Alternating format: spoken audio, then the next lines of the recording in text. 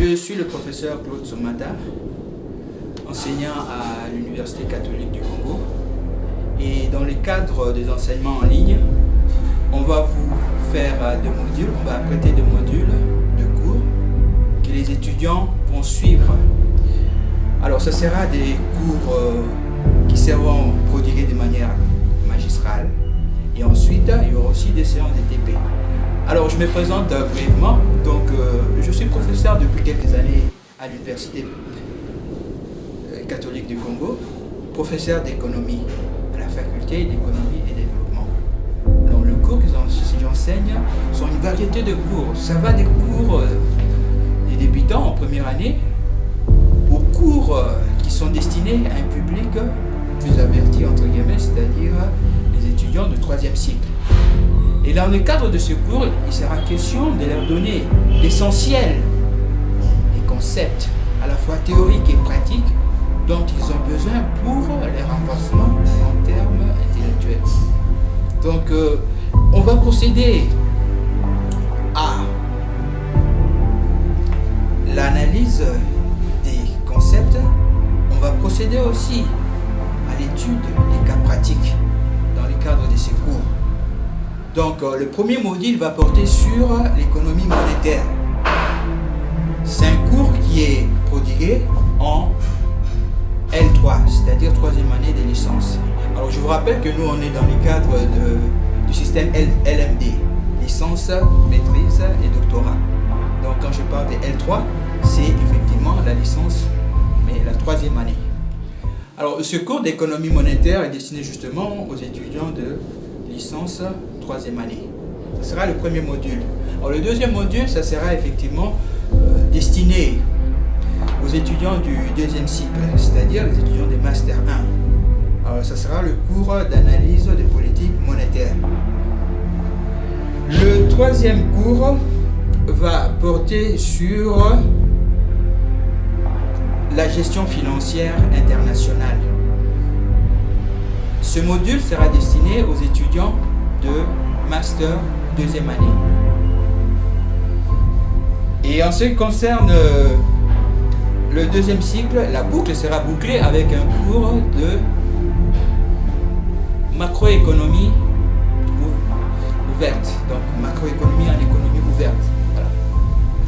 Ce cours est destiné spécialement aux étudiants qui sont dans la filière commerce extérieur. Et enfin, le dernier cours sera destiné aux apprenants du 3e cycle, les étudiants qui sont inscrits en DA1. Bon, ce sera un module de gestion financière internationale, mais avec évidemment une accentuation bien pointue sur le problème des commerces extérieurs et le problème des financements du commerce extérieur. Donc, ça sera en complémentarité par rapport au cours qui est destiné aux étudiants de master. Donc, voilà en gros les 3 cours. Évidemment, ce sont des cours qui seront destinés pour les étudiants dans le cadre de leur formation de 2e semestre. Vous comprendrez qu'on a déjà terminé le premier trimestre, non pas le premier semestre, et là on est en fait en fin d'année et on essaye effectivement de procéder de la manière vu le contexte actuel. Donc voilà en gros l'ossature du cours, avec les points essentiels qui seront développés. Et évidemment, on va rentrer dans le cours magistral dans le cadre de modules spécifiques. Donc voilà en gros, si je peux me permettre, les éléments fondamentaux qui constituent ces cours. Merci beaucoup. Bonjour. Dans le cadre des cours en ligne organisés par l'Université catholique du Congo, je veux vous dispenser le cours de macroéconomie ouverte. Ce cours est destiné aux étudiants qui suivent le cursus de Master 2 en commerce extérieur de l'Université catholique du Congo. Je suis donc le professeur Claude Soumata, enseignant au sein de cette université depuis plusieurs années. Le cours est articulé autour de 4 chapitres.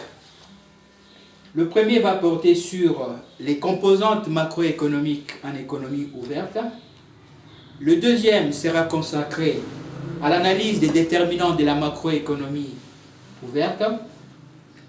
Le troisième chapitre va nous permettre d'analyser la dynamique de la macroéconomie ouverte.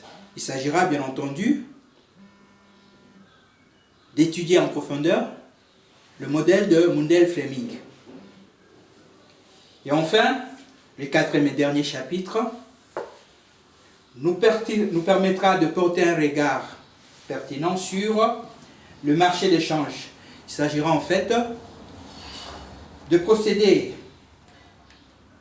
à l'analyse du taux de change, la détermination du taux de change, et de nous attarder aussi sur la politique de change. Donc voilà en gros les 4 chapitres qui constituent la trame ou les canevas de notre cours.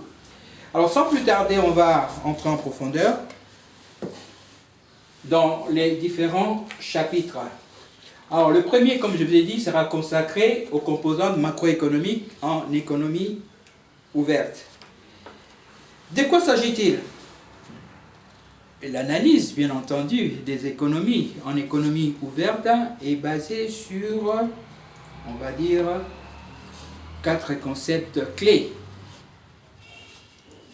Il s'agit, bien entendu, d'analyser les secteurs réels à travers l'appréhension du PIB, entre autres, et on essaye effectivement d'analyser, bien entendu, les ressources et les emplois au sein d'une économie.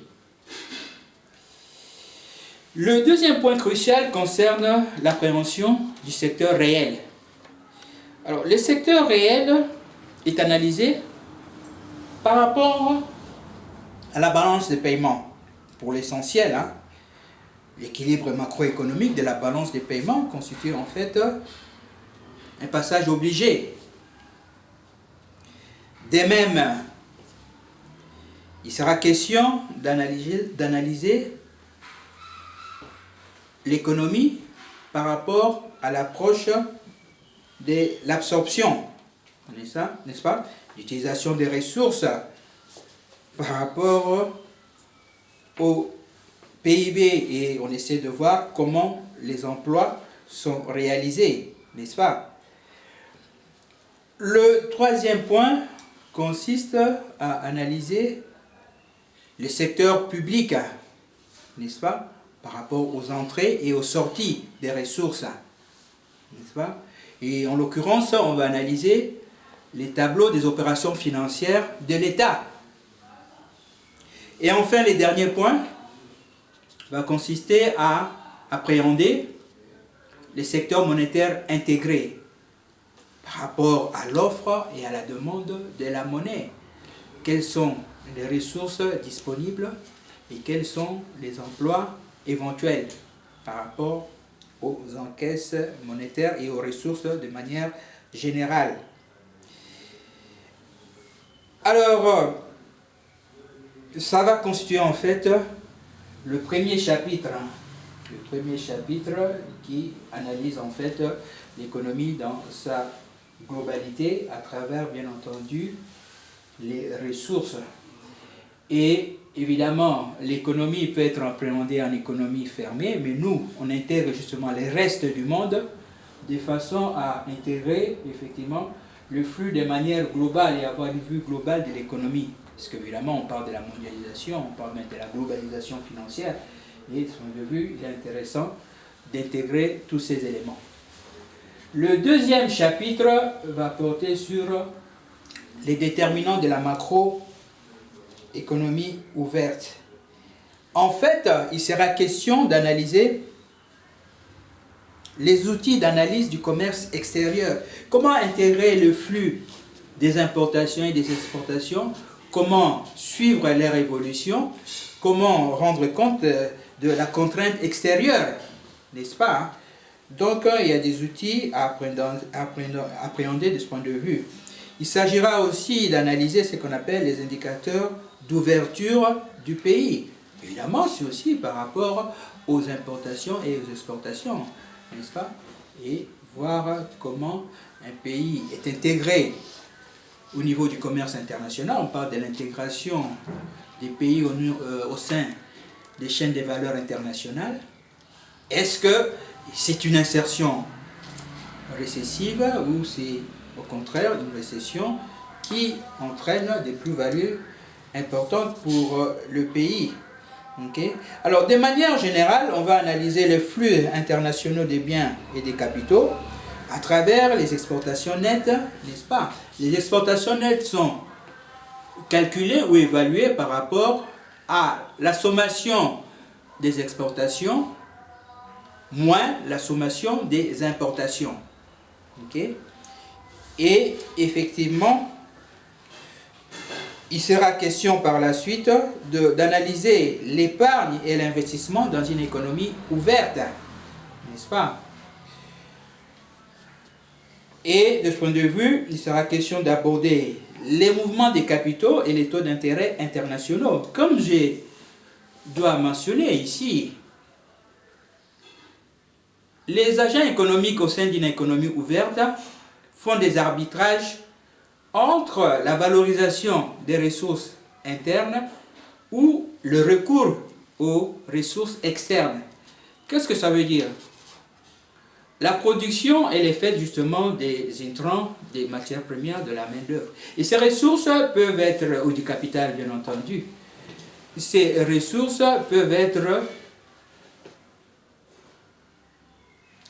acquises au niveau interne. Mais ces ressources peuvent également être acquises au niveau externe. Par exemple, le taux d'intérêt sera une variable primordiale pour rendre compte de l'arbitrage des agents économiques. Si le taux d'intérêt d'acquisition des capitaux au niveau externe est avantageux, les agents économiques peuvent s'adonner justement aux emprunts externes, n'est-ce pas? Donc, en fait, le mouvement des taux d'intérêt internationaux sera aussi analysé de ce point de vue. Okay?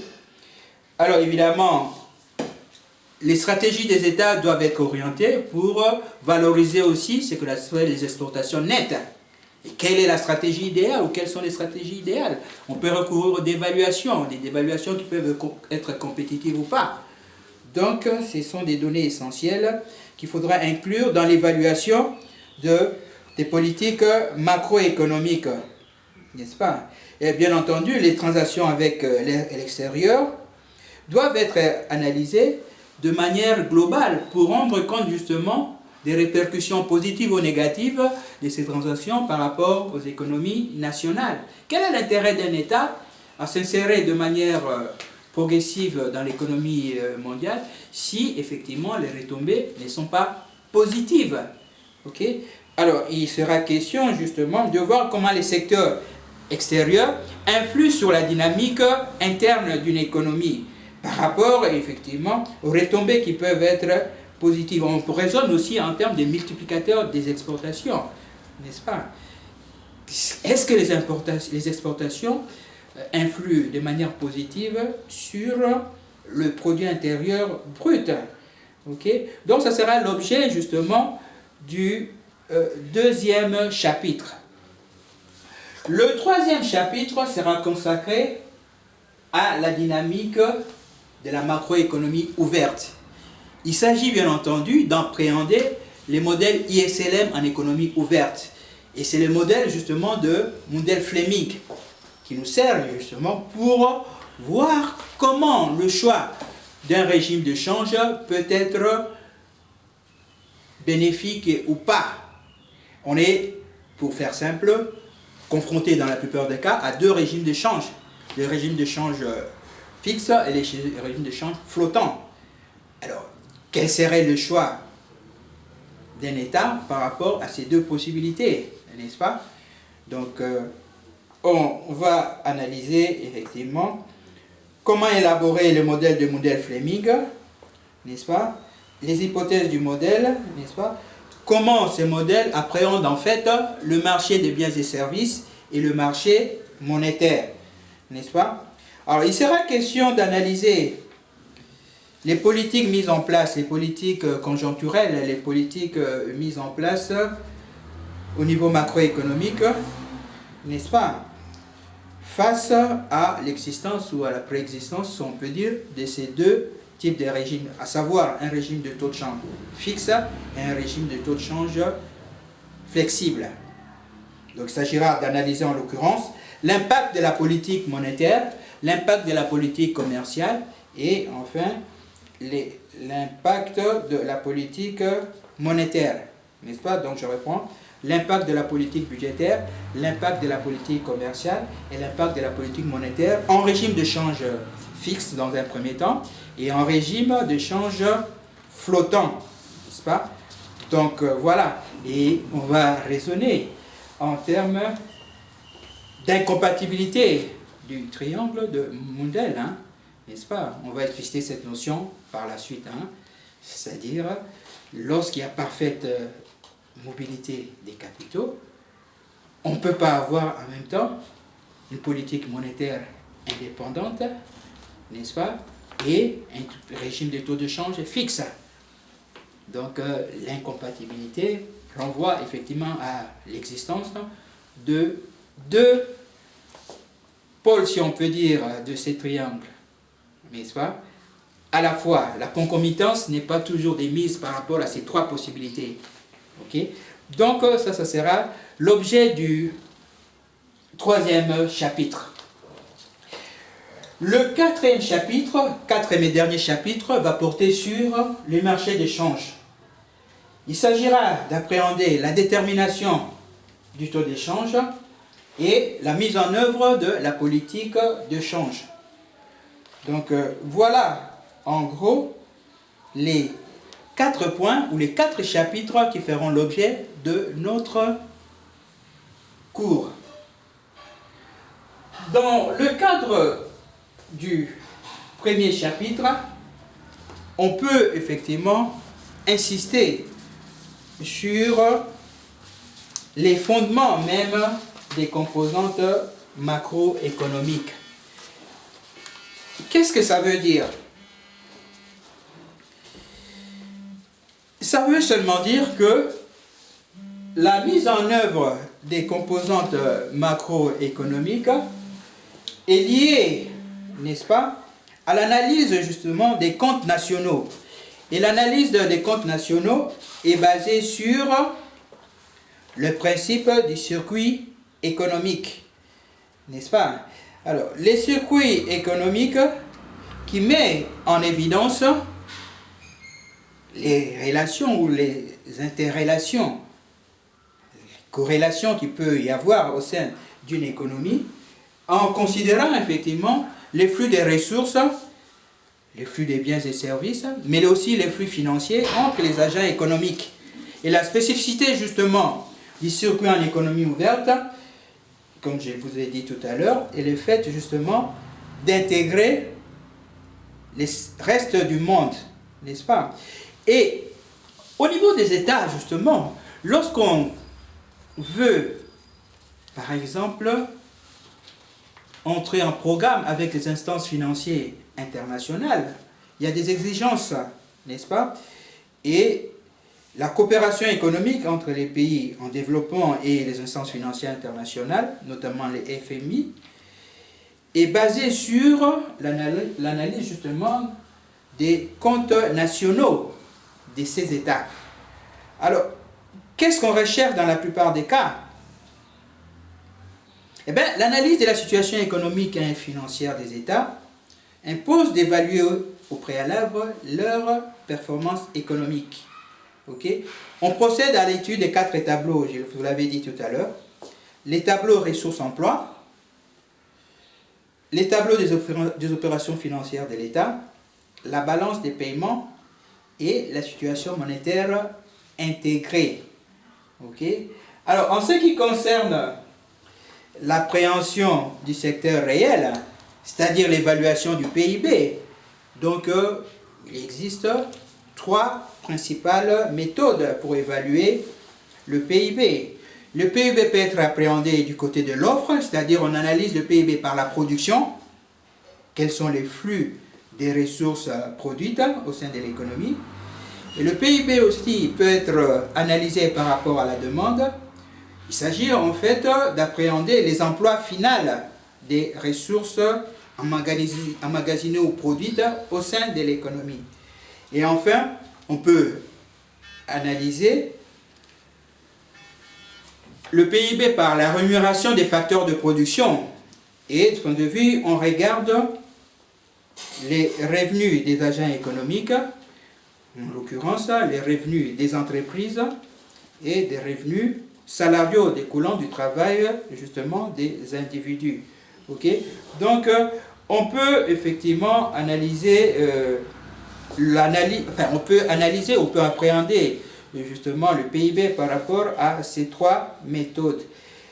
On va revenir un peu sur le produit intérieur. Hein. Comment on calcule le produit intérieur par rapport effectivement à la demande? C'est effectivement un équilibre macroéconomique qui doit être mis en exergue. Okay? Alors, le PIB par rapport à la demande, n'est-ce pas? Le PIB par rapport à la demande peut être analysé en termes de la consommation, bien entendu. C'est en fait les ressources qui sont utilisées par les ménages. En termes de l'investissement, les ressources découlant justement des entreprises, n'est-ce pas? Et si on considère la dynamique d'une période à l'autre, on peut aussi raisonner par rapport à la variation des stocks d'une période à une autre. Et enfin, la logique de l'économie ouverte nous impose l'inclusion des flux de ressources en provenance de l'extérieur. On parle effectivement des biens qui sont importés et des biens qui sont exportés. On intègre effectivement les exportations X auxquelles sont déduites les importations M. Donc voilà en gros l'équation du PIB. On inclut les ressources extérieures puisqu'on est en économie ouverte. Okay? Alors, le PIB renvoie justement à l'analyse de la production. La production qui est valorisée par rapport à la production interne et par rapport à la production externe. Et ici, par rapport à la demande, on inclut justement l'usage des ressources par les agents économiques, les ménages, la consommation des ménages, l'usage des ressources par les entreprises, c'est la valorisation du fait de l'investissement, la variation des stocks d'une période à l'autre, n'est-ce pas, qui effectivement doit être incluse dans les ressources. Et enfin, l'extérieur, la prise en compte de l'extérieur est validée par les exportations et les importations, n'est-ce pas? Les flux qui effectivement sont produits au niveau national, les flux peuvent être exportés, effectivement, et évidemment, en économie ouverte, il faut tenir compte aussi des importations, n'est-ce pas? Donc voilà la sommation des emplois et par rapport à la sommation des ressources. Alors ce qu'il faudra retenir, la variable C nous renseigne sur la consommation privée des ménages, mais aussi il faudra tenir compte, il y a un élément d'ailleurs que j'avais escamoté, si on peut dire, dans cette équation. La consommation, ici on a la consommation des privés dans le sens où on parle des ménages, consommation finale privée, ok? Il y a les ménages, mais il y a aussi effectivement les investissements privés. Il y a un élément qu'on doit inclure aussi, n'est-ce pas? L'équation doit être la consommation des privés, les investissements privés, mais il y a aussi l'État qui doit être inclus. l'État qui doit être inclus dans cette formulation. Parce que l'État, c'est aussi un agent économique. Il peut faire des dépenses. Un G, en fait, ça renseigne sur les dépenses publiques, les dépenses de l'État. L'État aussi, c'est un agent économique à part entière. Ok? Et l'équation doit être réécrite de cette manière. Ok? Voilà. Là, l'équation est complète parce qu'on a la production nationale, on a la consommation privée, on a les investissements privés, on a les dépenses publiques, n'est-ce pas? Et la variation des stocks, et ça, ce sont les échanges avec l'extérieur. On parle d'exportation nette, c'est-à-dire les exportations moins les importations. Ok? Donc, on va s'arrêter parce que il y a on avait dit qu'il y avait 3 méthodes pour calculer le PIB, hein, mais en RDC, les méthodes utilisées dans la modélisation macroéconomique concernent deux méthodes d'appréhension du PIB, à savoir l'appréhension par la production et l'appréhension par la demande. Ok? Alors, dans le cadre de ce cours, il y a un modèle important qui nous permet effectivement de pouvoir cerner la vivacité, si on peut dire, des échanges internationaux. Et c'est lié effectivement au modèle ISLM. Je vous ai parlé du modèle de Mundell-Fleming. Ce modèle est vraiment capital parce que ça permet aux politiques économiques mises en œuvre par l'État de s'insérer dans une dynamique vertueuse ou pas. Quels sont les choix possibles? On parle du triangle des compatibilités de Mundell-Fleming, qui rend compte justement de la préexistence ou de la concomitance des différentes politiques. On va préciser comment s'inscrit cette dynamique. Ok? Alors, en fait, lorsqu'on parle du modèle de Mundell-Fleming,